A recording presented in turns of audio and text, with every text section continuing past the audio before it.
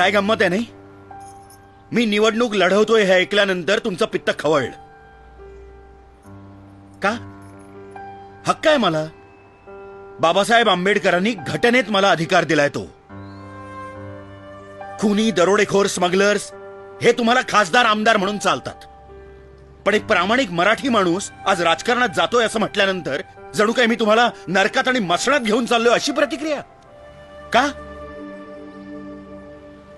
या देशात म्युनिसिपालिटीत नोकरी करणारा शिपाई सुद्धा 12वी पास लागतो, पण राज्याची धुरा सांभाळणाऱ्या राजकारण्यांना शिक्षणाची अट नाही. नाही नाही नाही, मी साक्षर निरक्षर या वादात जात नाहीये, पण एके ठिकाणी साक्षरतेच्या नावाखाली कोट्यवधी रुपये खर्च करायचे आणि दुसरीकडे निरक्षर उमेदवाराला लोकशाहीच्या नावाखाली सूट द्यायची. या सगळ्याची चीड न येण्या इतके शंड आहोत का आपण? राजकारण हा बदमाशांचा शेवटचा अड्डा हे आपण मान्यच केलेलं आहे, पण राजकारण हा बदमाशांचा अड्डा कोणामुळे झाला याचा कधी विचार केलाय? राजकारणी चोर, लाचखाऊ, भ्रष्टाचारी, उन्मत्त असं आपणच ओरडणार आणि पुन्हा पुढल्या खेपेला आपणच त्यांना निवडून देणार. आम्ही मतदान करायला कधी सोडून दिलंय? म्हणूनच तुम्ही जबाबदार आहात आजच्या राजकीय स्थितीला. निवडणुकीची सुट्टी तुम्ही हॉलिडे म्हणून साजरी करता आणि त्याचा फायदा घेऊन हे राजकारणी पैसे आणि बोगस मतांच्या जीवावर पुन्हा पुन्हा 5 वर्ष आपल्याला लुबाडायला मोकळे होतात. प्रत्येक नगरसेवक, आमदार, खासदार हे तुमच्या प्रश्नांची उत्तरं द्यायला बांधील आहेत, पण आपल्यापैकी किती जण त्यांना त्यांच्या कृत्याचा जाब विचारतात?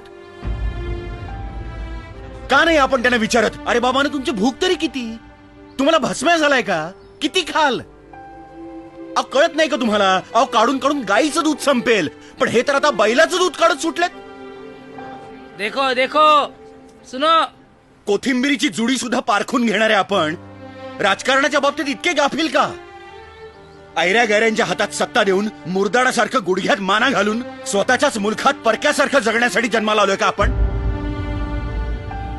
माझी राजकारणात यायची पात्रता नाही हे मी जाणतो, पण आज तुम्हा लोकांना इथे एकत्र करण्यासाठी मला असं खोटं बोलावं लागलं. बोला ना, अच्छा आदमी.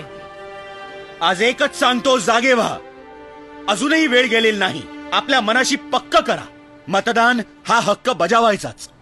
उमेदवार निवडताना त्याचं शिक्षण, त्याची निष्ठा, त्याची प्रामाणिकता, त्याची सामाजिक जाणीव हे सगळं तपासून बघा. तुमचं मत अमूल्य आहे, ते देताना नीट विचार करून द्या आणि मग बघा, तुम्हालाच तुमच्या शक्तीचा अंदाज येईल.